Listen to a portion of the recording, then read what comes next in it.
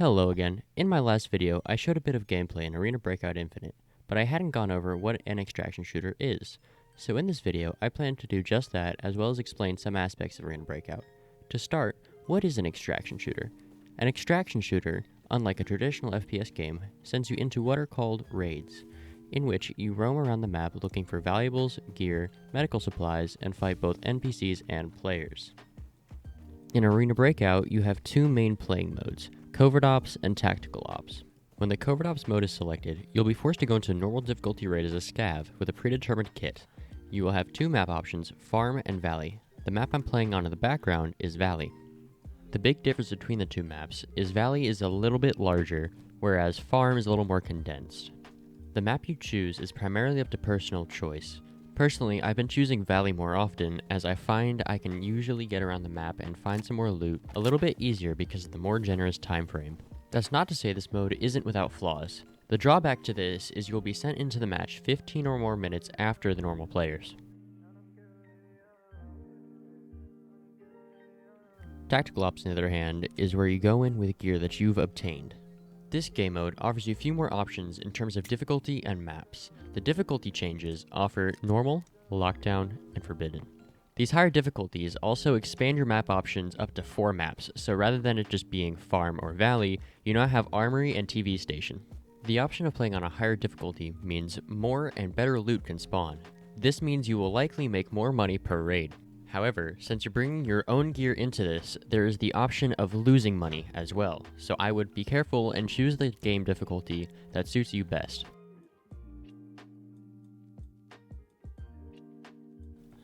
The NPCs, commonly called Scavs or Raiders, tend to not interact with you unless you are within a certain range. The range can vary. For example, a sniper scav, like the one on this roof, will detect you from farther away than the average ground-born scav, usually bearing a shotgun, SMG, pistol, or cheap rifle. Occasionally, you can come across a player scav, which, like I showed yesterday, is an option where the player can blend in with the NPCs nearby, allowing them to roam the map near freely and grab any leftover loot from the players. Seeing as they don't detect you, a majority of the time you can just ignore these scavs. However, early in the game, I would recommend killing them and taking their loot, so you have a little bit more to work with. This should give you a little bit of a cushion for when you do die when playing Tactical Ops. That more or less sums up the Scav and game mode side of things. Now we'll get into making kits. We'll start this off with armor. There are two main pieces of armor, those being helmets and body armor.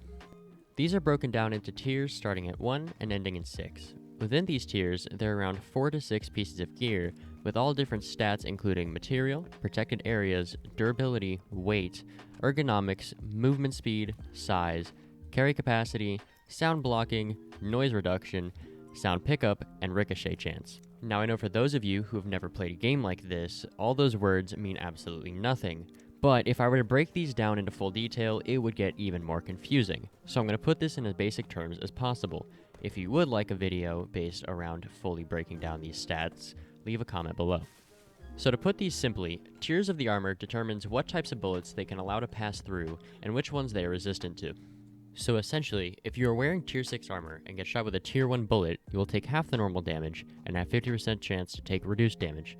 I'll cover this more when we get to the ammunition side of things. Materials mostly determine how quickly the durability will wear down and how much they weigh. Durability is how much damage an armor piece can take before they break. You can repair armor, however, its max durability will be lessened with each repair. The weight mainly affects its movement speed stat.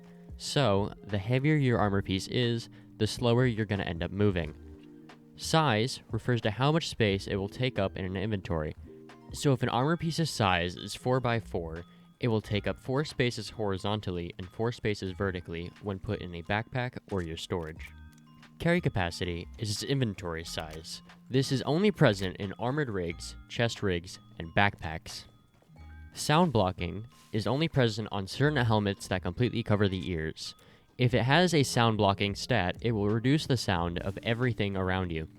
Noise reduction makes the background noises and gunshots or explosions quieter, making it easier for you to hear the quieter sounds such as footsteps. Sound pickup ties in with this by making quiet sounds such as footsteps louder. These stats are present on some helmets and all headphones. And finally, ricochet chance determines how often a bullet will simply deflect off of your helmet. It will, however, leave you concussed, but I'd say it's better to be concussed than dead. Onto one of the most important topics, the guns. To start, you have 8 different weapon categories. Within these, you will have 55 total guns to choose from. I will be posting a video breaking all of these down, most likely February 5th at the latest, but I plan to aim for the 3rd. For the basic knowledge to get you moving, the main stats you need to look at are the gun's vertical and horizontal recoil control, which are listed as V and H recoil control, the accuracy, and ergonomics. After you complete the tutorial, you will unlock the mod gun option, where you can build a gun from scratch. When doing this, I would recommend basing your weapon choices on price, ammo, and preference. Most of these you will figure out which ones to choose after playing the game for a little while. My early game recommendations are the AK-74N, the AEK, the SCAR-L, and the MP5. However, early game, when in raids, I would recommend picking up basically any weapon you come across until you have enough money to consistently buy them.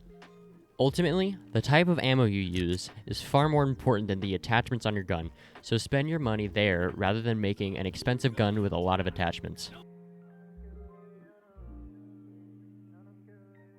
Next and finally is ammo. There are 14 different calibers of ammo in the game at the moment. Within these calibers, there are anywhere from 3 to 10 different types. I'm not going to get into every ammo type because there are 70 in total. I will, however, break down what the stats mean. I'm going to base this off of one of the most popular ammo types, that being 7.62x51 M61. But ultimately, all of the ammo types are going to have the same categories for stats. So, the pierce level determines how many tiers of armor this can deal significant damage through. This is determined by the penetration stat. I'm going to put a post by Johnny Delvey from Reddit on the screen to break down how this works. Feel free to pause and read it all. The bullet's base damage is how much damage it will do to a body part without any modifiers from the opponent's armor.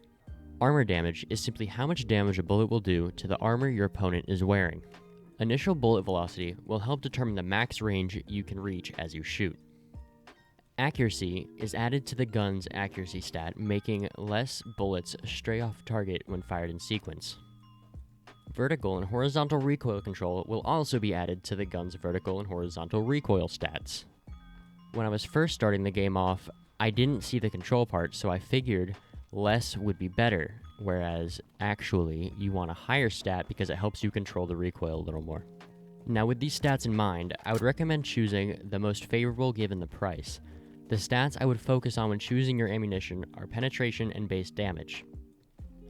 That is, unless you plan to do what is called leg meta, which is running a high fire rate SMG or a shotgun. If you do this, only focus on the base damage, and as weird as it's gonna sound, aim for the person's legs. When the right gun and the right ammo type is paired together, you can almost instantly knock somebody or get them killed. The best ammo types for this are the 9x19mm dum-dum rounds and the shotgun's Type 8 buckshot. Shotguns have a secondary option for this, and it is called the Rip Slug, but I would only suggest using a Rip Slug if you don't have the money for the Type 8. There is almost a 100 damage difference between these two, so when the option arises, use Type 8 over Rip Slugs.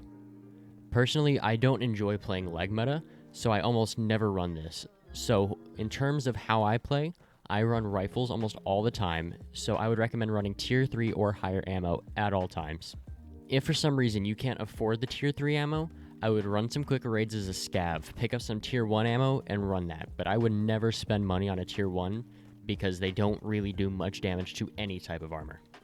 But rather than running a full mag of tier 1 ammo, I would recommend loading the first half of the magazine with tier 1, and then the second half with a higher tier such as tier 3 or tier 4. That more or less sums up ammo types, and that is the last topic I have. But I will make a separate video if you'd like on all of the ammo types, breaking down what they all do, how you should use them, and what guns they really excel with. Anyways, I hope that clarified a lot of the confusing things about this game. If you'd like to see some other videos, let me know, and I hope you enjoyed. See you in the next one.